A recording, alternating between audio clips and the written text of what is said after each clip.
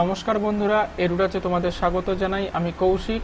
আজ আমি তোমাদের ম্যাথামেটিক্স ক্লাস করাবো। আইসিডিএস সুপারভাইজার মেন্স এক্সামের জন্য খুবই ইম্পর্টেন্ট। তোমরা জানো আইসিডিএস সুপারভাইজার মেন্স এক্সামের পেপার 4-এ ডেসক্রিপটিভ ম্যাথ আছে 100 মার্কসের উপর। সো তোমাদের কিন্তু এই ক্লাসটা খুবই ইম্পর্টেন্ট। তোমরা ক্লাসটা পুরোটা দেখবে এবং কন্টিনিউ করবে, কারণ আমি এটা একটা সিরিজ হিসেবে নিয়ে এসেছি। এটা পরপর এপিসোড অনুযায়ী আমি চালাবো। এপিসোড 1 আজকে শুরু করছি, এরপরে এপিসোড 2, 3 এরকমভাবে পরপর চলতে থাকবে।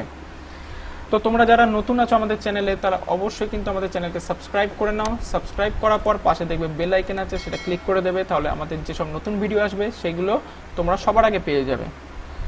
ওকে, এছাড়াও আমাদের টেলিগ্রাম চ্যানেল আছে, যার আইডি হলো এডুটাচ। বানানটা দেখে নাও। তোমরা টেলিগ্রামে গিয়ে সার্চ করবে। সার্চ করলে আমাদের এখানে দেখতে পাচ্ছ এরকম টাইপের একটা লোগো থাকবে আমাদের চ্যানেল। এটা ওখানে জয়েন হয়ে যেতে পারো। আর জয়েন হয়ে যাওয়ার পর দেখবে পাশে ডিসকাস বাটন আছে, ওখানে ক্লিক করলে তোমরা আমাদের গ্রুপে জয়েন হয়ে যাবে। সেখানে আমরা সপ্তাহে 2 দিন মক টেস্ট নিই। ওকে, আর এছাড়াও আমরা কুইজ টেস্ট স্টার্ট করেছি। দিনে 2বার করে কুইজ টেস্ট হয়, তোমরাও সেটা পার্টিসিপেট করতে পারো। এছাড়াও তোমরা অঙ্কে যদি তোমাদের কোনো প্রবলেম থাকে তাহলে অবশ্যই আমাকে টেলিগ্রামে জানাতে পারো। টেলিগ্রামে আমার আইডিটা দিয়ে দিলাম এখানে। তোমরা আমাকে তোমাদের যা অঙ্কের সমস্যা হবে সেগুলো আমাকে জানাতে পারো। ওকে, তো আজকের অঙ্কটা দেখে নাও। এটা হচ্ছে আজকের অঙ্ক। আমি 10টা অঙ্ক নিয়ে তোমাদের শুরু করছি। 10টা অঙ্ক আমি পরপরই করাবো এবং ডেসক্রিপটিভভাবে করাবো, সুতরাং খুব মন দিয়ে দেখবে। যদি না বুঝতে পারো তাহলে অবশ্যই কমেন্ট সেকশনে জানাবে। আর যদি তোমাদের আরও ভিন্ন কোনো প্রশ্ন থাকে তাহলে অবশ্যই আমাকে টেলিগ্রামে জানাতে পারো। তো অঙ্কটা দেখো কি বলেছে। If the digits in the unit and the tens places of a 2-digit number আর interchanged, a new number is formed which is greater than the original number by 63. Suppose the digit in the unit place of the original number be x, then all the possible values of x are, মানে কি বলেছে, একটা 2 ডিজিটের number, দুই অঙ্কের সংখ্যা, তার একক আর দশক স্থানের যে নাম্বার দুটো আছে, যে সংখ্যা দুটো আছে, তাদের ইন্টারচেঞ্জ করে দিচ্ছে। ইন্টারচেঞ্জ করার পরে যে সংখ্যাটা হবে সেটা কিন্তু অরিজিনালের থেকে 63 বেশি হবে। তাহলে ওরা বলেছে যে অরিজিনাল যে নাম্বারটা তার ইউনিট প্লেসকে এক্স ধরে নাও। তাহলে এক্স ধরে নিলে সেই এক্স এর ভ্যালু কি কি হতে পারে সেটা তোমাদের এখানে 4টে অপশান দিয়ে দিয়েছে, তার মধ্যে কোনটা হবে বেছে নাও। ফার্স্ট আমরা কি করব, আমাদের অঙ্কটা ধরে, আমাদের ওই যে 2 অঙ্কের যে সংখ্যাটা সেটাকে ধরে নিতে হবে। তাহলে আমি এখানে লিখব, মনে করি 2 অঙ্কের সংখ্যাটি হলো 10y প্লাস এক্স, যেখানে x গ্রেটার দেন y। এখানে তোমার হয়তো কোনো প্রশ্ন আসতে পারে যে x গ্রেটার দেন y কেন লেখা হলো আর 10y প্লাস এক্স কেন লেখা হলো। আগে প্রথমে তোমাদের বলি যে x গ্রেটার দেন y কেন হলো। কারণ এখানে দেখো কোশ্চেনটা যেটা বলেছে যে ইন্টারচেঞ্জ করার পর সংখ্যাটা কিন্তু বড় হয়ে যাচ্ছে। তাহলে কি পূর্বে যে সংখ্যাটা ছিল সেটা নিশ্চয়ই ছোট ছিল। তো সাপোজ আমি ধরে নিলাম 28। তো এই 28কে যদি ইন্টারচেঞ্জ করি তাহলে কি হবে, 82। তাহলে দেখো ইন্টারচেঞ্জ করার পর কিন্তু সংখ্যাটা বেড়ে যাচ্ছে।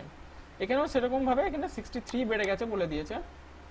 তো এই হচ্ছে ব্যাপার। দেখো এখানে আমাদের একক ঘরের যে সংখ্যাটা সেটা কিন্তু বড়, সেই জন্য আমার এখানে কিন্তু বলা হয়েছে যেখানে x গ্রেটার দেন y। আর 10y প্লাস এক্স এই জিনিসটা কি, আমি এখানে কোশ্চেনে আমি এখানে ধরে নিয়েছি কি 2 অঙ্কের সংখ্যাটি হলো 10y প্লাস এক্স। এক্স হচ্ছে ইউনিট প্লেস, তার মানে হচ্ছে একক ঘর, তাই ওটা শুধু এক্স বসেছে। আর দশক স্থানে যেটা থাকে তার সাথে কি 10 ইন্টু করতে হয়। তুমি সাপোজ ধরো এই 28কে যদি আমি 10y প্লাস এক্স ফরম্যাটে লিখি তাহলে কিরম লিখতে হবে, কিরম লিখবো আমি, 10 ইন্টু 2 প্লাস 8। দেখো ইউনিট প্লেসে 8 আর টেন্স প্লেসে দেখো কি আছে 2। আর 2 এর সাথে 10 ইন্টু করছি, তাহলে 10 ইন্টু 2 কত হয় 20 প্লাস 8 দ্যাট ইজ 28। ওকে, তো এই হচ্ছে ব্যাপার। তো এবার অঙ্কটা আমি পরে কন্টিনিউ করি, দেখো কি বলেছে। এবার আমি এটাকে ইন্টারচেঞ্জ করতে বলেছে, তা ইন্টারচেঞ্জ মানে পরিবর্তন করব, পথ পরিবর্তন। তো করি, তা লিখি এখানে যে সংখ্যাটির অঙ্কদ্বয় পদ পরিবর্তন করলে সংখ্যাটি হবে, হাতের লেখা একটু খারাপ হবে, তোমরা একটু ম্যানেজ করে নিও, আমি যেহেতু সেই জন্য পড়ে পড়ে লিখছি যাতে তোমরা বুঝতে পারো। তো এটাকে ইন্টারচেঞ্জ করলে তাহলে কি হবে, দশক স্থানটা একক স্থানে চলে যাবে, একক স্থানটা দশক স্থানে চলে আসবে। তাহলে আমি এখানে কি লিখব 10x প্লাস ওয়াই। ওকে, এবার আমরা ডাইরেক্ট অঙ্কের প্রশ্ন মতে চলে আসছি। তাহলে প্রশ্ন মতে কি বলেছে যে এই যে 63 বেশি, কার থেকে বেশি, অরিজিনাল নাম্বারের থেকে বেশি। তাহলে যে ইন্টারচেঞ্জ হয়ে গেছে সে বড়, তাহলে ইন্টারচেঞ্জ কে হয়ে গেছে এ, তাহলে এ বড় হবে। তাহলে একে আগে লিখবো, তাহলে 10x প্লাস ওয়াই মাইনাস, তারপরে কি লিখবো 10y প্লাস এক্স, এটা ইকুয়ালস টু, তাহলে কি হবে 63। এবার এটাকে আমরা সলভ করব। সলভ করলে এবার যেরকমভাবে নর্মাল সলভ করি, 10x plus Y minus 10y minus X this equals to 63। This implies, তাহলে 10x থেকে একটা x বাদ গেলে হবে 9x, আর এটা হবে মাইনাস 9y ইকুয়ালস টু 63। এখান থেকে y কমন, এই 9 কমন নেব, 9 কমন নিলে হবে হচ্ছে x minus Y equals to 63। তাহলে x minus Y equals to 63 by 9 that is 7, কাটাকাটি করলে এটা 7 হয়। তাহলে x মাইনাস ওয়াই এর ভ্যালু আমার 7 এসছে। ওকে, এবার দেখো এখানে কিন্তু একটাই ইকুয়েশন এসছে, এবার একটা ইকুয়েশন দিয়ে দুখানা ভ্যালু তো বের করা সম্ভব না, তাই এখানে আমাকে কি, এখানে অ্যাজিউম করতে হবে, আমাকে ধরে নিতে হবে সংখ্যাগুলো কি কি হতে পারে। তাহলে আমি এখানে কি লিখবো, অর্থাৎ x এর মানগুলি হলো, তাহলে x এর মানগুলি হলো, আর নিচে লিখবো এবং y এর মানগুলি হলো। তো দেখো x এর মানগুলি আর y এর মানগুলি কি কি হতে পারে। তো আমি x এর মান যদি আমি সাপোজ ধরো আমি 7 নিলাম, কেন 7 এর কম তো ধরতে পারবো না, তাহলে কি এটা নেগেটিভ হয়ে যাবে, কেন y এর ভ্যালু আর কত নিতে পারি, y এর ভ্যালু, x এর ভ্যালু ধরো আমি ধরলাম 6 ধরলাম, যদি 6 ধরি তাহলে y এর এমন কোনো ভ্যালু বসিয়ে আমার কখনো 7 আসবে না, তাই না। তাহলে আমি এখানে কি ধরবো, তাহলে 7, তো এখানে 7 ধরি x এর ভ্যালু, তাহলে y এর ভ্যালু কি হতে হবে 0, কমা। এবার ধরো x এর ভ্যালু আমি ধরলাম 8, তাহলে y এর ভ্যালু কি হতে পারে 1, কেন 8 মাইনাস 1 করলেই 7 হয়। এরপরে আমি কি ধরতে পারি, x এর ভ্যালু 9, তাহলে x এর ভ্যালু যদি 9 ধরি তাহলে y এর ভ্যালু কত ধরতে হবে 2। তাহলে আমি এখানে দেখতে পাচ্ছ যে x এর আমি সম্ভাব্য মানগুলো পেয়ে গেলাম, কি কি হতে পারে 7, 8 বা 9। এবার y এর ভ্যালু এখানে বলেছে 0, 1, 2, এটা আমার লাগছে না, আমার কোশ্চেনে কিন্তু x এর ভ্যালুই চেয়েছে, তাহলে x এর আমি সব পসিবল ভ্যালুগুলো কি কি 7, 8, 9, তাহলে অপশন হবে এ। আশা করি তোমরা বুঝতে পারছো, যদি না বুঝতে পারো অবশ্যই আমাদের কমেন্ট সেকশনে জানাবে। ওকে, আচ্ছা আমি পরের অঙ্কে আসছি। তো পরের অঙ্কে দেখো কি বলেছে, in an examination a student scores 4 marks for every correct answer and losses 1 mark for every wrong answer. If he attempts all 75 questions and secures 125 marks, the number of questions he attempts correctly is.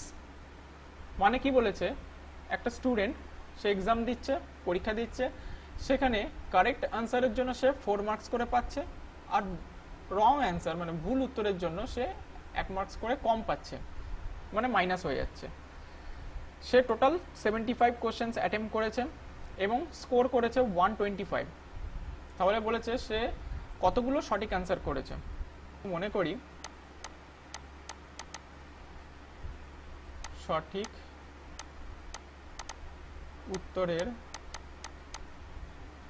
উত্তরের সংখ্যা হলো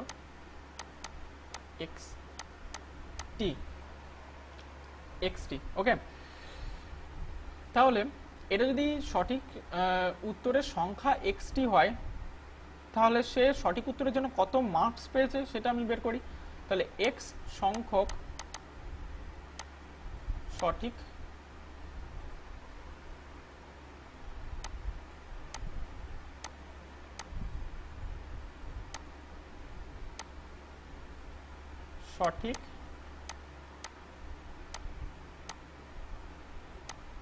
উত্তরের মান, তাহলে x সংখ্যক সঠিক উত্তরের মান 4x।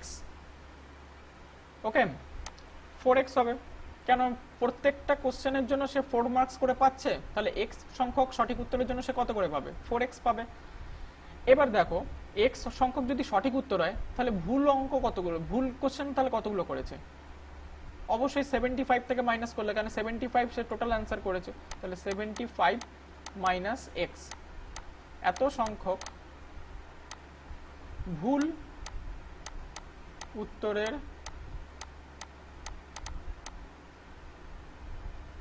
মান কত হবে? 75 minus x into 1 equals to 75 minus x প্রশ্ন মতে। তাহলে প্রশ্ন মতে কি করব? এবার সঠিক অ্যান্সার থেকে, এবার দেখো সে 125 মার্কস পেয়েছে, তাহলে 80 মার্কসটা পেয়েছে, সঠিক অ্যান্সার বেশি করেছে বলেই, তাহলে সঠিক অ্যান্সার অবশ্যই এটা বড় হবে। তাহলে কি লিখবো? 4x মাইনাস, তার থেকে কি 75 মাইনাস x, যে ভুল অ্যান্সার সেটা মাইনাস করে দিতে হবে, কেন ওটা নেগেটিভ হয়ে গেছে, বাদ যাবে। বাদ যাওয়ার পরে তাহলে কত পাচ্ছে সে? 125। ব্যাস, এবার এটা সলভ করলে এখান থেকে x এর ভ্যালু বেরিয়ে যাবে। তাহলে 4x মাইনাস 75 মাইনাস মাইনাসে plus x equals to 125. This implies 5x equals to এই 75 কে যদি ডান দিকে নিয়ে যাই, মাইনাস 75 ডান দিকে গেলে প্লাস 75 হয়ে যাবে, তাহলে 125 প্লাস 75, তাহলে this implies 5x equals to 200, তাহলে x equals to কত হবে? 200 by 5। এবার এটা কাটাকাটি করো, করলে কত হবে? 40, তাহলে আনসার হবে 40। তাহলে তোমার অপশন সি। ওকে, আশা করি তোমরা বুঝতে পেরেছো। তো চলো আমরা পরের অঙ্কে চলে আসি। তো পরের অঙ্ক দেখো কি বলেছে। বলেছে HCF and LCM of two numbers are 7 and 140 respectively. If the numbers are between 20 and 45, the sum of the numbers is। কি বলেছে? HCF মানে হচ্ছে গসাগু, LCM মানে হচ্ছে লসাগু। তাহলে বলেছে দুটো নাম্বারের HCF কত, মানে গসাগু কত 7 আর লসাগু কত 140।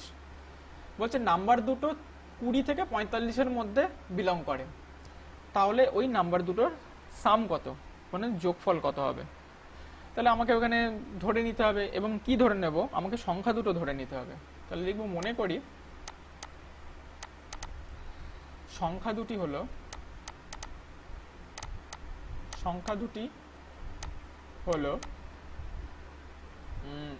7x ও 7y। সো যেখানে x ও y পরস্পর মৌলিক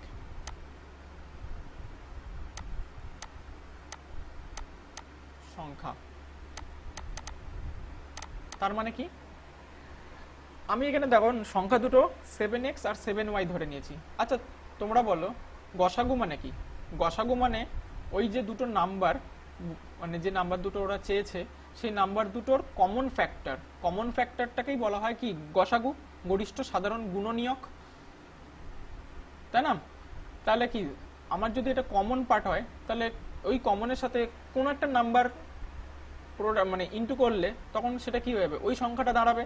তো আমি ধরে নিলাম কি 7x এই একটা নাম্বার আর 7y আর একটা নাম্বার, যেখানে x আর y পরস্পর মৌলিক সংখ্যা। এইটা কিন্তু বলে দিতে হবে পরস্পর মৌলিক সংখ্যা। পরস্পর মৌলিক সংখ্যা মানে কিন্তু এরা নিজেরা একে অপরের মৌলিক, এরা নিজে কিন্তু আলাদা আলাদা মৌলিক সংখ্যা নয়, এরা একে অপরের মৌলিক সংখ্যা। সাপোজ ধরো হচ্ছে 6 7, দেখো 6 কিন্তু মৌলিক সংখ্যা না, 7 কিন্তু মৌলিক সংখ্যা, কিন্তু এরা কিন্তু একে অপরের মৌলিক সংখ্যা। একে অপরের মৌলিক সংখ্যা মানে এদের মধ্যে কোনো কমন ফ্যাক্টর নেই। তো উদাহরণটা মুছে দিই। দেখো তাহলে সংখ্যা দুটির লসাগু তাহলে কি হবে, সংখ্যা দুটির লসাগু তাহলে লিখবো সংখ্যা দুটির লসাগু হলো, তাহলে সংখ্যা দুটির লসাগু কত হবে, অবশ্যই এই দুটো সংখ্যার লসাগু কত হবে, 7 তো কমন, তাহলে 7টা একবার হবে আর পাশে xy গুণ হয়ে যাবে, তাহলে 7xy, এটা হলো লসাগু। এবার লসাগু দেখো আমাদের কোশ্চেনে কিন্তু বলে দিয়েছে 140, ওটা লিখে দেবো। তাহলে লিখবো অর্থাৎ 7xy this equals to 140, this implies তাহলে xy equals to কত হবে 140/7, কাটাকাটি করো কত হচ্ছে 20। তাহলে আমার কিন্তু xy এর প্রোডাক্ট বেরোলো 20। তাহলে আমি এখানে কি লিখবো, যে সুতরাং x ও y এর গুণফল 20, অর্থাৎ x ও y এর মান যথাক্রমে, তাহলে x আর y এর মান যথাক্রমে কি কি হতে পারে, 4 ও 5, যেহেতু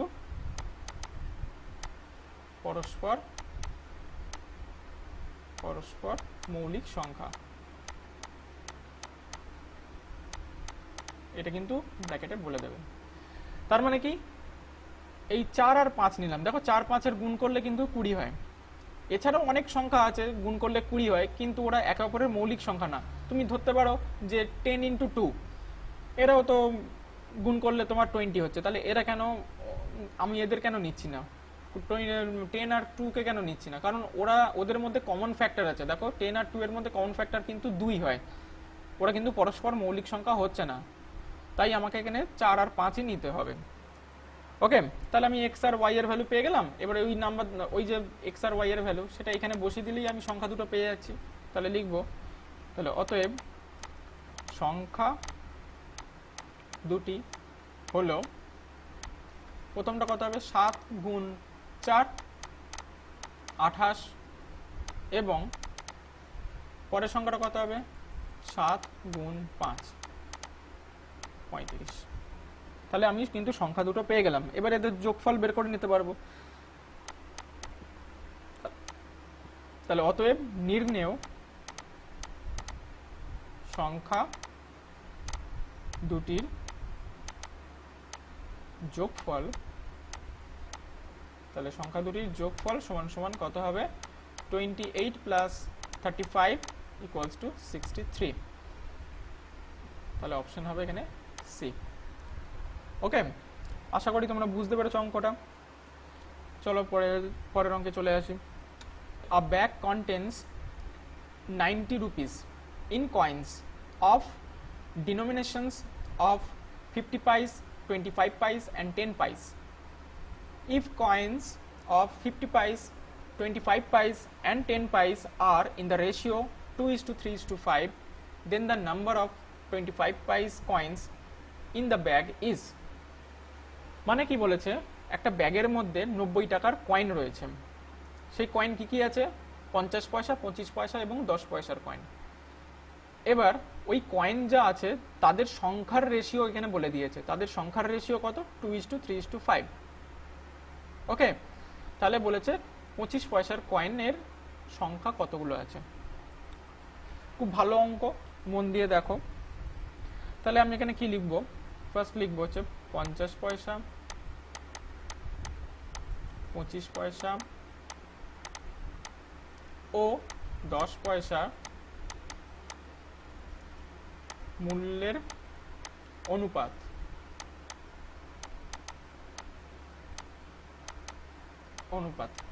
তো তোমরা এখানে দেখো, আমি কিন্তু এখানে সংখ্যার অনুপাত বের করছি না। সংখ্যার অনুপাত কেন বের করব, ওটা তো দিয়ে দিয়েছে। আমি এখানে মূল্যের অনুপাত বের করব। তো মূল্যের অনুপাত কি করে বের করব, দেখো প্রথমে বলো 50 পয়সা। 50 পয়সা আমি যদি টাকায় কনভার্ট করি তাহলে কত টাকা হবে, হাফ, তাই না, হাফ হবে।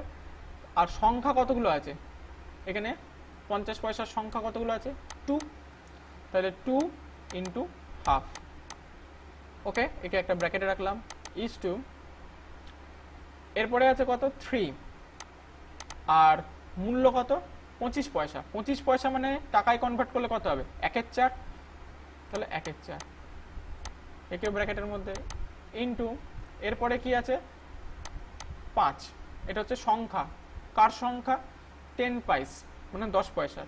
তো 10 পয়সার মূল্য কত, টাকায় হিসাব করলে কত হবে, 1/10, 1/10 টাকা। এবার দেখো আমার এখান থেকে রেশিও বেরিয়ে যাবে। তা রেশিও বের করলে তাহলে কি হবে, এটা কাটাকাটি হলে হবে হচ্ছে 1:2, এটা হবে হচ্ছে 3/4, এটা কাটাকাটি করলে হবে 1/2।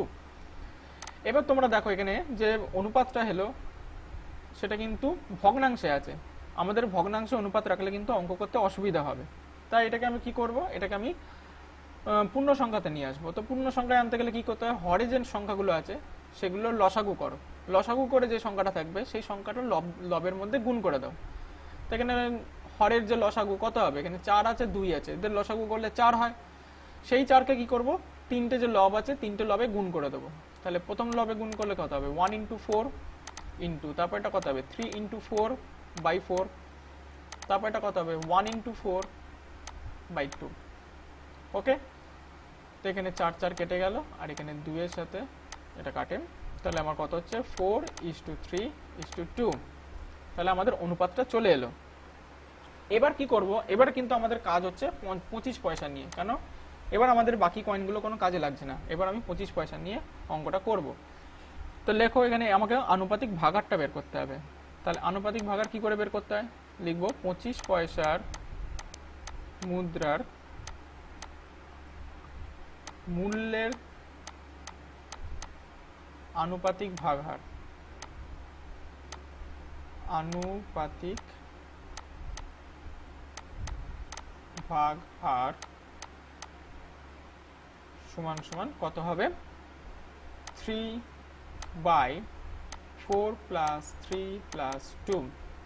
3 কেন হলো, কারণ আমার এখানে 25 পয়সা কোথায় আছে, মিডিলে আছে। তাহলে 25 মিডিলে মানে এইটা, তাহলে উপরে 3 আর নিচে 3 জনের যোগফল 4 + 3 + 2, তাহলে কত হচ্ছে 3/9। ওকে, এত অংশ। এবার আমাকে কি বের করতে হবে, 25 পয়সার মুদ্রার মূল্য কত আছে, মূল্যটা বের করে নেব। তাহলে 25 পয়সা মুদ্রার মূল্য, তাহলে মূল্য কত আছে, আমার টোটাল কত টাকা ছিল, টোটাল টাকার উপর অবশ্যই বের করতে হবে। টোটাল টাকা ছিল 90 টাকা, তাহলে ওই 90 টাকা 90 ইন্টু তোমার 3/9, এত টাকা। এটা কাটাকাটি করো 10, তাহলে হচ্ছে 30 টাকা। ওকে, তাহলে আমি টাকা পেয়ে গেলাম। এবার আমাকে সংখ্যা বের করতে হবে। তাহলে লিখবো অতএব, তাহলে লিখবো 25 পয়সা মুদ্রার সংখ্যা সমান সমান 30 × 4 এত টি সমান সমান কত হচ্ছে 120টি। এখানে 30 × 4 কেন করলাম, কারণ তোমরা এখানে দেখতে পাচ্ছ যে মূল্যটা কত, মূল্য 25 পয়সার মূল্য 30 টাকা। এবার এটা তো টাকাতে হিসাব আছে, কিন্তু আমার তো দরকার হচ্ছে কয়েনের সংখ্যা। তা 1 টাকা মানে কতগুলো 25 পয়সা? 4টে 25 পয়সা। তাহলে 30 টাকা মানে কত 25 পয়সা হবে? 30 × 4 সমান সমান 120টি। ওকে, তো অঙ্ক হয়ে গেল। তাহলে এখানে আমার অপশন হবে বি। চলো পরের অঙ্কে চলে আসি। দেখো পরের অঙ্ক কি বলেছে। পরের অঙ্ক বলেছে যে 2 types of alloy possesses gold and silver in the ratio of 7:22 and 21:37. In what ratio should these alloys be mixed so as to have a new alloy in which gold and silver would exist in the ratio 25:62? তার মানে কি বলেছে, এখানে সোনা আর রূপা নিয়ে একটা মিশ্রণ তৈরি করা হয়েছে, যার রেশিও দুখানা মিশ্রণ আছে। একটা হচ্ছে 7:22 রেশিওতে আছে, একটা হচ্ছে 21:37 রেশিওতে আছে। তো এটাকে মিক্স করে একটা মিশ্রণ বানানো হচ্ছে, সেটার রেশিও কত বলেছে? 25:62। তাহলে বলেছে ওই প্রথম প্রকার মিশ্রণ আর দ্বিতীয় প্রকার যে মিশ্রণ, ওখান থেকে কতটা পরিমাণ তোলা হয়েছিল, মানে কত রেশিওতে তোলা হয়েছিল। মনে করি প্রথম প্রকার মিশ্রণ থেকে x পরিমাণ এবং দ্বিতীয় প্রকার মিশ্রণ থেকে y পরিমাণ তোলা হয়। ওকে, তাহলে লিখব প্রথমে প্রথম প্রকার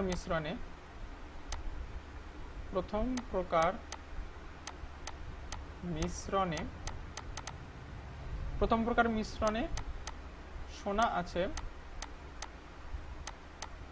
তাহলে সোনা কতটা আছে? প্রথম প্রকার মিশ্রণ থেকে কতটা তোলা হয়েছে? x তোলা হয়েছে। তাহলে x এর মধ্যে কতটা সোনা আছে দেখি। তাহলে x ইন্টু 7 বাই, এই যে 7/7 প্লাস 22, আনুপাতিক ভাগার করে করতে হবে। তাহলে এখানে কত হচ্ছে? 7/29, তার মানে হচ্ছে 7x/29। এটা গেল সোনা আছে। এবার আমাকে বের করতে হবে রূপো আছে কতটা। তাহলে রূপো আছে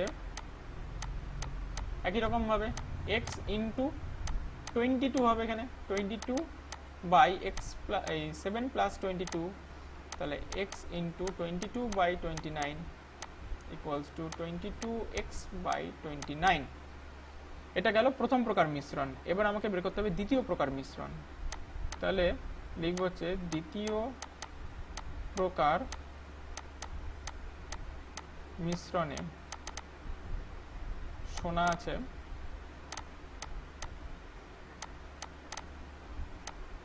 y ইন্টু, দ্বিতীয় প্রকার মিশ্রণ মানে এইটা, ওখানে কতটা আছে?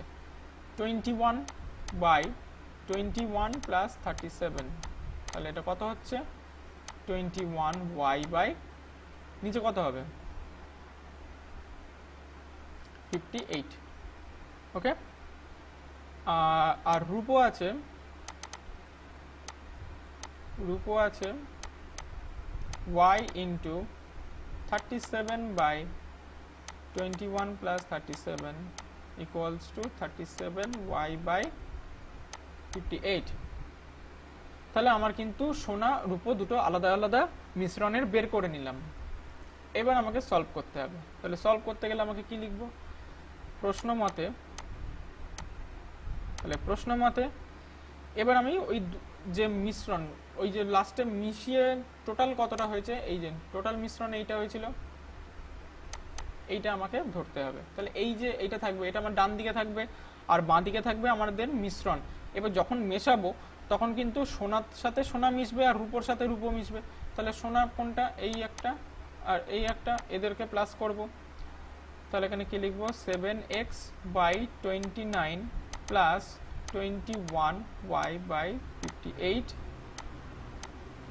ইজ টু, আর এখানে কত হবে? 22 x by 29 plus 37y by 58, এটা ইকুয়ালস টু 25:62। ওকে, তো এদেরকে যদি আমি লসাগু করি, নিচে লসাগু করলে 58ই হবে। তাহলে 58 উপরে কত হবে? উপরে হবে 14x plus 21y is to এখানে হবে 44x প্লাস 37y বাই 58। এটা লসাগু করলেই তোমরা বের করে নিতে পারবে। তারপরে 25:62। আচ্ছা, অঙ্কটা আমি পাশে করছি, নাহলে তোমরা দেখতে পাবে না।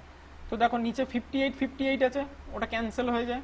তাহলে ক্যান্সেল হয়ে গেলে, আর এটা যেহেতু আমার কি অনুপাতে আছে, তাহলে আমরা এটাকে ভগ্নাংশে কনভার্ট করতে পারি। তাহলে ভগ্নাংশে কনভার্ট করে লিখলে কত হবে? 14x plus 21y by 44x plus 37y this equals to 25/62। এবার আমরা কি করব? কোনাকুনি গুণ করে দেবো। কোনাকুনি গুণ করলে কি হবে? প্রথমে হচ্ছে 868x plus 1302y equals to,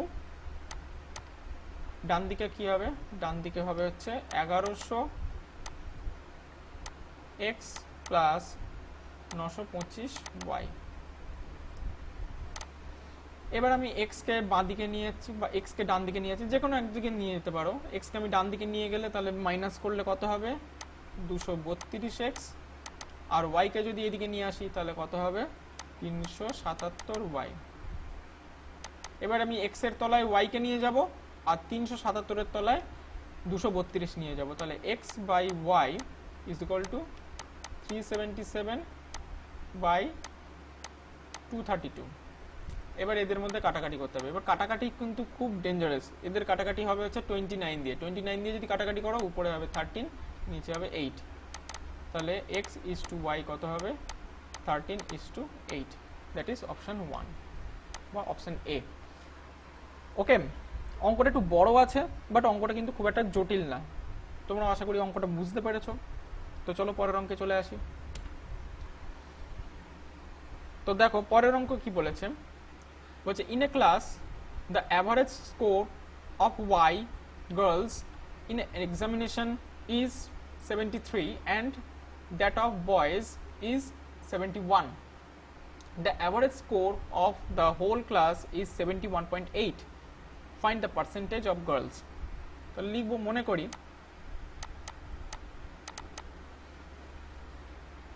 মনে করি পরীক্ষায় ছাত্র ও ছাত্রীর সংখ্যা যথাক্রমে x জন ও y জন। ওকে, যথাক্রমে মানে কি? যথাক্রমে মানে হচ্ছে এই ছাত্র সংখ্যা হচ্ছে x আর ছাত্রীর সংখ্যা হচ্ছে y, যাকে ইংলিশে রেসপেক্টিভলি লেখে। ছাত্ররা মোট কত নাম্বার পেয়েছে সেটা আমি বের করে নিতে পারবো। তাহলে লিখবো এখানে, ছাত্র মোট নম্বর পেয়েছে। তাহলে ছাত্ররা মোট কত নাম্বার পেয়েছে? এখানে দেখতে পাচ্ছ এই যে বয়েজ পেয়েছে 71, এটা অ্যাভারেজ পেয়েছিল। তাহলে টোটাল কত পাবে? 71x, কারণ x জন ছিল, তাহলে 71x। আর মোট নম্বর পেয়েছে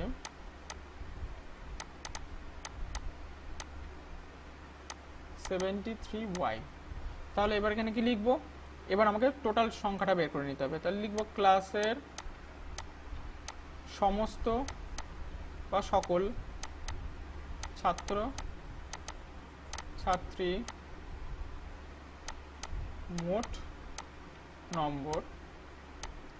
তাহলে মোট নম্বর কত হবে?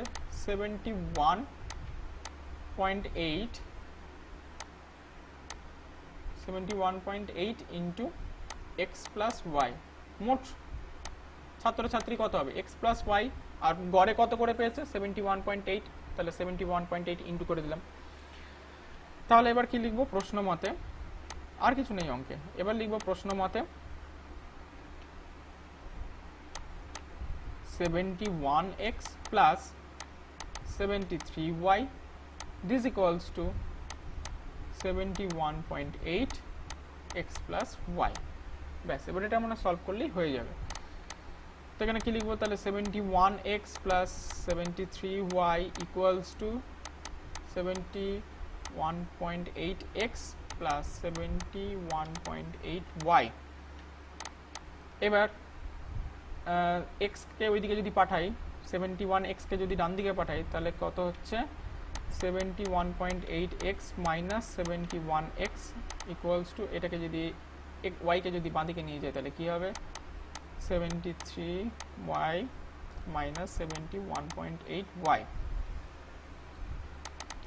দিস ইমপ্লাইজ তাহলে কত হচ্ছে 0.8x equals to 1.2y।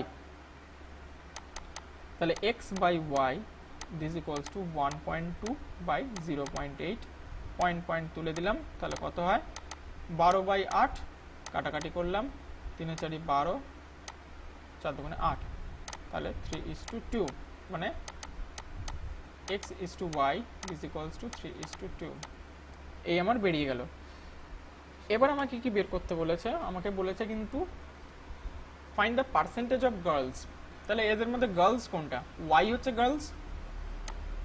Girls, তাহলে এখানে আনুপাতিক ভাগার করে বের করতে হবে। তাহলে আমি এখানে লিখব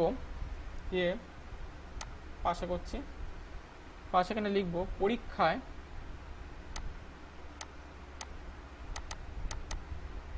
ছাত্রী সংখ্যার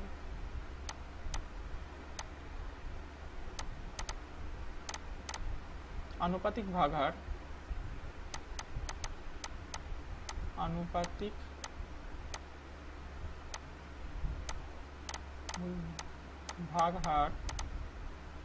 কত হবে 2/3 প্লাস 2 সমান সমান কত হবে 2/5।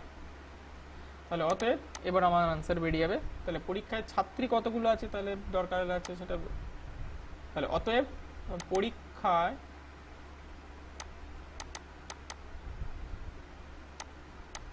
ছাত্রী আছে, তাহলে পরীক্ষায় ছাত্রী আছে কত হবে তোমার 2/5 ইন্টু 100%, কারণ আমার শতকরা বের করতে বলেছে, পার্সেন্টেজে বের করতে বলেছে। তাহলে এখানে 5 দিয়ে 100কে কাটলে হবে 20, তাহলে ইকুয়ালস টু 40%, তাহলে অপশন হবে এ। ওকে, তো চলো পরের অঙ্কে চলে আসি। পরের অঙ্ক বলেছে the number of seats in a cinema hall is increased by 25%, the cost of each ticket is also increased by 10%। ইনক্রিজটা একসাথে হবে, ঠিক আছে, increased by 10%. The effect of these changes on the revenue collection will be an increase of, ওকে, মানে কি বলেছে যে exam হলের সিট নাম্বার কিন্তু 25% বাড়ানো হয়েছে, আর টিকিটের কস্ট মানে টিকিটের দাম 10% বাড়ানো হয়েছে। তাহলে এর ফলে রেভিনিউ কালেকশন কতটা ইনক্রিজ করেছে সেটার পার্সেন্টেজ বের করতে হবে। তো এখানে আর এক্স ধরে করব না, অঙ্কটা দেখো আমরা যদি 100 ধরে করি অঙ্কটা কিন্তু খুব ইজি হয়ে যাবে। কিভাবে করব, তো দেখো আমি লিখছি যে মনে করি সিনেমা হলের মোট সিট সংখ্যা, সিনেমা হলে মোট সিট সংখ্যা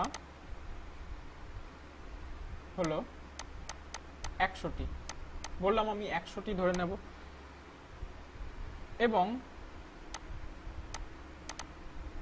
এবং প্রতিটি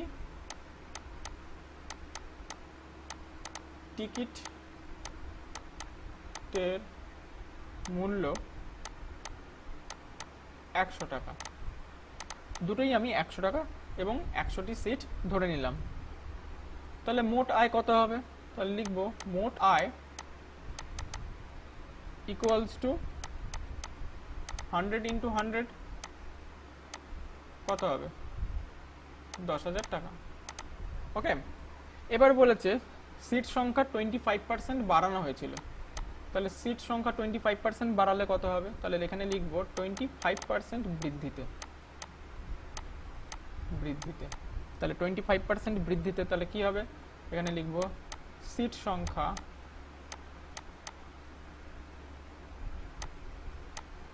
সংখ্যা সমান সমান 100 প্লাস 100 ইন্টু কত 25% বাড়ানো হচ্ছে, তাহলে 25/100।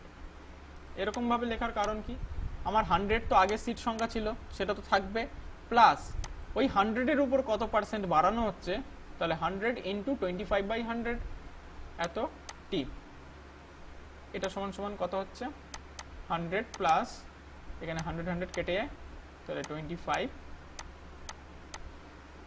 সমান সমান 125 টি। ওকে, 25% বৃদ্ধিতে। এবার আমি কি করব, এবারে লিখব 10% বৃদ্ধিতে। 10% কিসে বৃদ্ধি করা হয়েছিল, টিকিটের দামে, তাহলে লিখব 10% বৃদ্ধিতে প্রতিটি টিকিটের মূল্য, তাহলে প্রতিটি টিকিটের মূল্য কত, আগে ছিল 100 টাকা, প্লাস ওই 100 টাকার উপর কত পার্সেন্ট বাড়ানো হচ্ছে 10%, তাহলে 10/100, এটা ওই একই রকমভাবে এত টাকা, এটা টাকা হবে, 100 কেটে দিলাম, তাহলে কত হচ্ছে 100 প্লাস 10 ইকুয়ালস টু 110 টাকা। ওকে,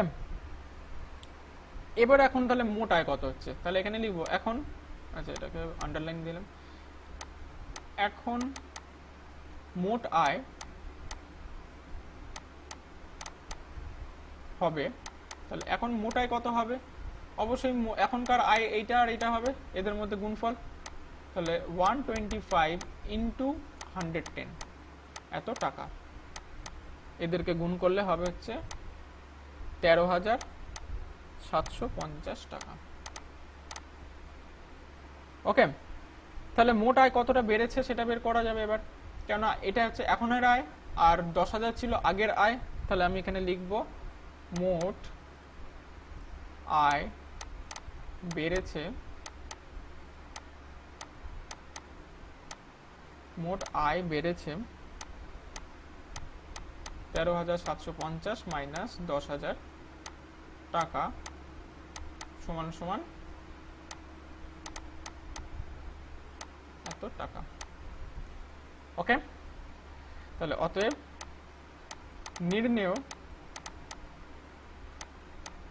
আয় বৃদ্ধি হয়েছে, তাহলে আয় কত বৃদ্ধি হয়েছে, এবার আমি এটা শতকরা ভ্যালু বের করবো, আমার শতকরা বের করতে হবে, তাহলে কত হবে, বেড়েছে কতটা 3,007, ওপস সরি আমি একটা জায়গা ভুল করেছি, এটা 3,750 হবে, 3,750, তাহলে 3,750 বাই আগে কত ছিল 10,000, 10,000-এর উপরেই তো বাড়ছে, ইন্টু 100%, তো এটা কাটাকাটি করো কত হবে 37.5%, তাহলে অপশন এ। ওকে, আশা করি বুঝতে পেরেছো। চলো পরের অঙ্কে চলে আসি। দেখো 8 নম্বর অঙ্ক কি বলেছে, the mark price of an article is 50% above the cost price. When marked price is increased by 20% and selling price is increased by 20%, the profit doubles. If the original mark price is 300, the original selling price is, আচ্ছা the mark price মানে হচ্ছে ধার্য মূল্য, তাই কি বলেছে mark প্রাইসটা ক্রয় মূল্যের উপর 50% বাড়ানো হয়েছে। ওকে, এ বলছে যখন মার্ক প্রাইস 20% বাড়ানো হয় তখন সেলিং প্রাইস 20% বেড়ে যাচ্ছে। বলছে এখানে মার্ক প্রাইস যদি 20% যদি বাড়ানো হয় তাহলে সেলিং প্রাইস 20% বেড়ে যায় এবং প্রফিটটা ডবল হয়ে যায়। অরিজিনাল মার্ক প্রাইসটা কিন্তু বলে দিয়েছে 300 টাকা, তাহলে অরিজিনাল সেলিং প্রাইসটা কত সেটা বের করতে হবে। তাহলে আমাকে এখানে বিক্রয় মূল্যটা ধরে নিচ্ছি। ওকে, তাহলে লিখবো, মনে করি দ্রব্যটির বিক্রয় মূল্য হলো x টাকা। ওকে, তাহলে এখানে 50% বাড়ানো হচ্ছে, তাহলে 50% বৃদ্ধিতে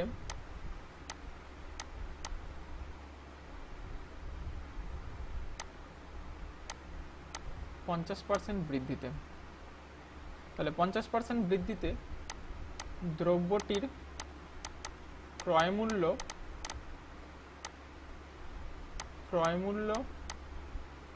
ইন্টু ক্রয় মূল্যের উপর 50% বৃদ্ধি পেয়ে কি হচ্ছে, মার্ক প্রাইস হচ্ছে। তাহলে 50% বৃদ্ধি পেলে কত হবে, 150 বাই 100, এটা সমান সমান কি হবে, দ্রব্যটির কি হবে, ধার্য মূল্য।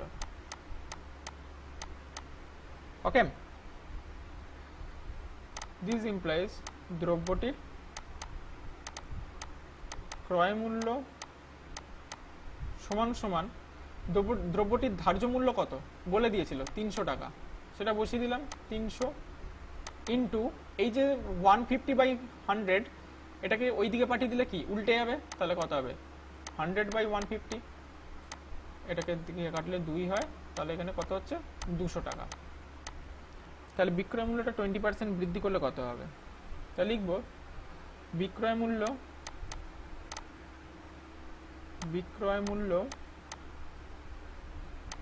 20% বৃদ্ধিতে। ওকে, তাহলে বিক্রয় মূল্য হবে, এটা আন্ডারলাইন করে দিই, বিক্রয় মূল্য হবে, তাহলে বিক্রয় মূল্য কত হবে, এক্স তো ছিল বিক্রয় মূল্য, আমি ধরে নিয়েছিলাম, তাহলে তার উপর 20% বৃদ্ধি পাচ্ছে, তাহলে 120 বাই 100, কাটাকাটি করলে কত হবে 6 আর নিচে হবে 5, তাহলে হচ্ছে 6x বাই 5 এত টাকা। ওকে, তাহলে প্রশ্ন মতে আমি কি লিখতে পারি, আমার এখানে কিন্তু বলেছে যে প্রফিটটা ডবল হয়ে যাচ্ছে, এটা কিন্তু মাথায় রাখতে হবে, প্রফিট ডবল হয়ে যাচ্ছে। তাহলে প্রফিট যদি ডবল হয়ে যায় তাহলে আমাকে সেটার দিকে দেখতে হবে, আমাকে প্রফিট নিয়ে আমাকে তাহলে প্রশ্ন মতে ওখানে সমীকরণটাকে সাজাতে হবে। তাহলে বর্তমানে প্রফিটটা কত, বর্তমানে প্রফিট বের করতে গেলে কি করতে হবে, বিক্রয় মূল্য থেকে ক্রয় মূল্য মাইনাস করতে হবে। তাহলে বর্তমান বিক্রয় মূল্যটা কত, এই যে 6x বাই 5, তাহলে এখানে লিখব 6x বাই 5 মাইনাস বর্তমানে ক্রয় মূল্য কত 200 ইকুয়ালস টু, আর আমার আগে কত ছিল, আগের বিক্রয় মূল্য কত ছিল x টাকা, তাহলে x, আর ক্রয় মূল্য কত ছিল 200 টাকা, তাহলে এই, আর আগের ক্রয় মূল্য আগের যে লাভ, তাহলে কি x মাইনাস 200, এটা কি হচ্ছে, এটা তো প্রফিট হচ্ছে, লাভ হচ্ছে, তাহলে এটা কি নতুন যে প্রফিটটা হবে সেটা আগের প্রফিটের ডাবল হবে, তাহলে এখানে 2 ইন্টু করে দিলাম, ব্যাস, এবার এটা সলভ করলেই হয়ে যাবে। তাহলে 5-এর লসাগু করলে এখানে হবে হচ্ছে 6x প্লাস 5টা এদিকে ইন্টু করে দিলে হবে হচ্ছে 1000। ওকে, এই নিচে 5 আর এদিকে 2x মাইনাস 400, 5টাকে ওইদিকে পাঠিয়ে দিলাম, তাহলে হবে 6x মাইনাস 1000 ইকুয়ালস টু 5 দুগুণে 10x আর হচ্ছে 4 5 20, মানে 2000। দিস ইমপ্লাইজ, তাহলে 10x minus 6x equals to 2000 minus 1000। This implies তাহলে 4x equals to 1000, x equals to 1000 by 4 equals to 250। x equals to 250। তাহলে আমার অপশন হবে বি। ওকে, তো চলো পরের অঙ্কে চলে আসি। দেখো পরের অঙ্ক কি বলেছে, a man wanted to sell an article with 20% profit, but he actually sold at 20% loss for 480. At what price he wanted to sell it to earn the profit? এখানে এসটা কিন্তু ভুল করে চলে এসেছে, ঠিক আছে, এসটা বাদ দিয়ে দাও। তাহলে এখানে কি বলেছে, এখানে বলেছে দেখো যে একজন একটা আর্টিকেল সে বিক্রি করছে কিন্তু 20% লসে, সে অ্যাকচুয়ালি কিন্তু 20% লসে বিক্রি করেছে। কত টাকায়? 480 টাকায়। বাট সে যদি 20% প্রফিট করত তাহলে সে কত টাকায় বিক্রি করত? তাহলে এখানে কি লিখবো, মনে করি দ্রব্যটির ক্রয় মূল্য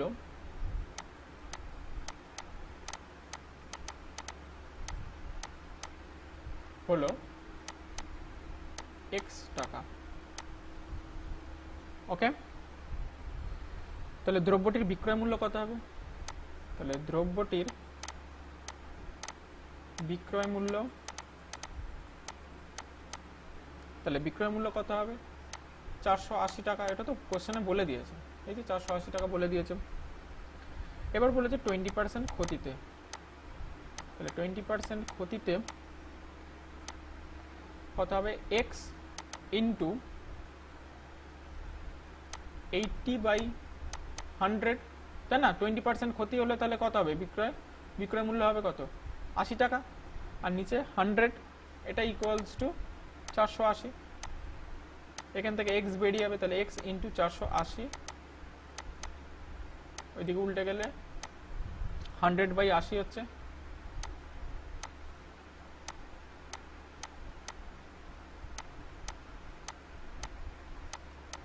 তাহলে 600। ওকে, তাহলে দ্রব্যটির ক্রয় মূল্য কত হচ্ছে? না, এখানে অতএব দেব না, দ্রব্যটির ক্রয় মূল্য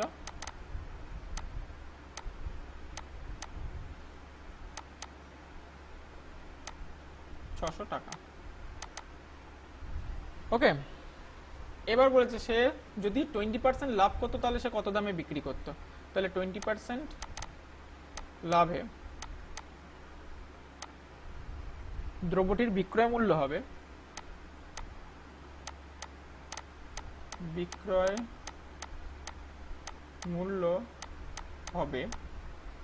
কত? 600 টাকা আমি ক্রয় মূল্য পেয়েছি, এই 600 টাকা ক্রয় মূল্যের উপরেই তো লাভ করবে। তাহলে 600 ইন্টু 120, 20% প্রফিট করেছে, তাহলে 120/100, এত টাকা। তাহলে এখানে 0 0 0 0 কেটে দিলাম, তাহলে কত হচ্ছে? 720 টাকা হয়ে গেল। তাহলে এটা হবে অপশন এ। ওকে, তো পরের অঙ্কে চলে আসি। দেখো এটা আজকে আমাদের শেষ অঙ্ক।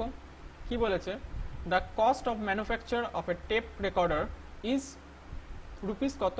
1500 টাকা, 1500। The manufacturer fixes the mark price 20% above the cost of the manufacture and allows a discount in such a way as to get a profit of 8%.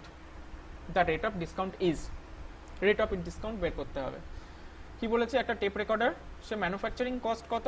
1500 টাকা, এবং সে কি করেছে? মার্ক প্রাইসটা 20% বাড়িয়ে রেখেছে। ওকে, সরি, এবং কি করেছে? ম্যানুফ্যাকচার ওই যে মার্ক প্রাইসটা সেটা কস্ট প্রাইসের উপর 20% বাড়িয়ে রেখে দিয়েছে। কস্ট প্রাইস যা, তার থেকে 20% বাড়িয়ে মার্ক প্রাইস করে রেখেছে। তাহলে সে কত টাকা, কত পার্সেন্ট ডিসকাউন্ট দিলে সে প্রফিট করবে কত? 8%। এটাই তোমার অঙ্ক। ওকে, তাহলে আমরা এখানে ক্রয় মূল্য ধরে নিতে হবে। তাহলে আমি এখানে শুরু করি। এখানে কিন্তু এক্স ধরার কোনো দরকার নেই, অঙ্কটা তুমি নর্মালি করতে পারবে। তো আমি প্রথমে ক্রয় মূল্যটা লিখে নিই। তো লিখব টেপ রেকর্ডারের ক্রয় মূল্য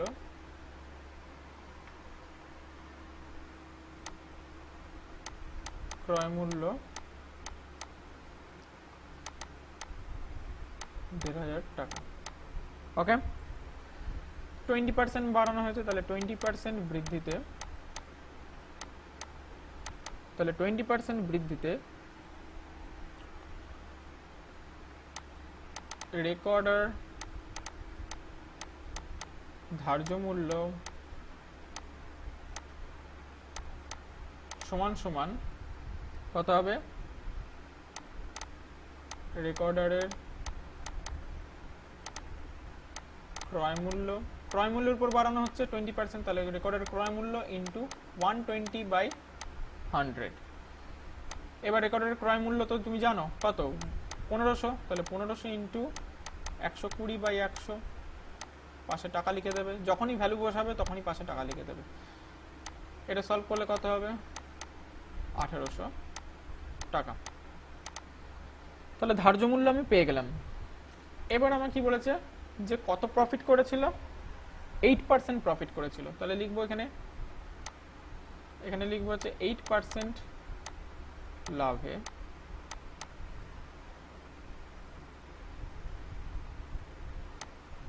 তাহলে 8% লাভে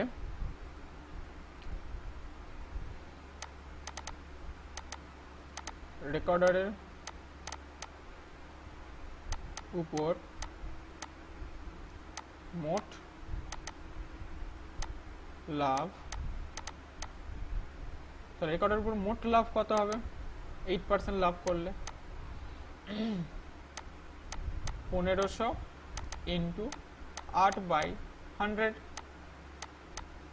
এত টাকা। এটা কত হবে? 120 টাকা। 120 টাকা সে লাভ করেছিল। তাহলে বিক্রয় মূল্য কত হবে?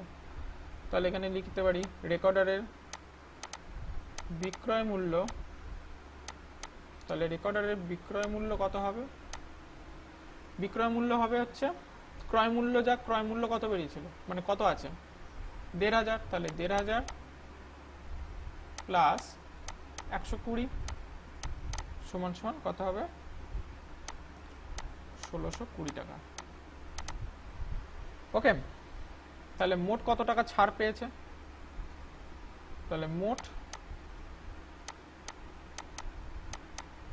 ছাড়, তাহলে মোট ছাড় কত হয়েছিল?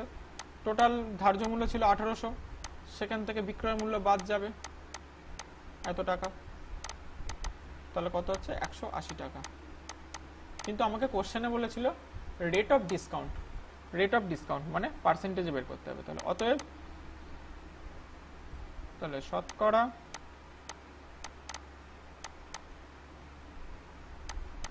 ছাড় হবে 180/1800 ইন্টু 100।